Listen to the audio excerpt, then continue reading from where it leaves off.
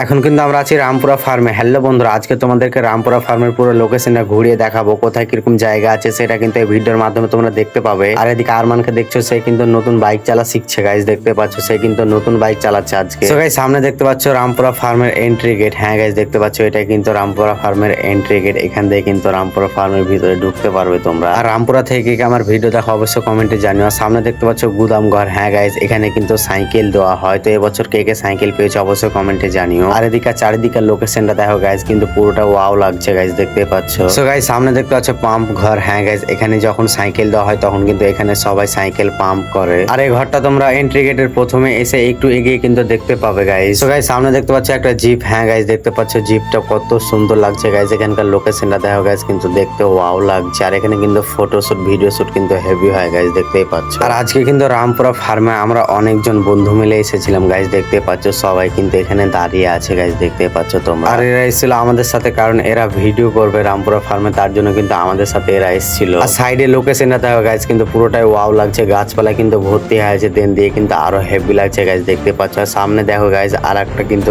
Gate আছে guys, দেখতে পাচ্ছ দূরে দূরে কিন্তু আর একটা গেট আছে। তো জুম করে আমি তোমাদেরকে দেখাচ্ছি, দেখতে পাচ্ছ গাইজ। তো আজকে আমি এখানে 88 চ্যালেঞ্জটা কমপ্লিট করলাম। তো কেমন লাগলো ভিডিওটি কমেন্টে জানিও। টাটা বাই বাই, দেখা হচ্ছে নেক্সট ভিডিওতে। ভালো থাকো, সুস্থ থাকো।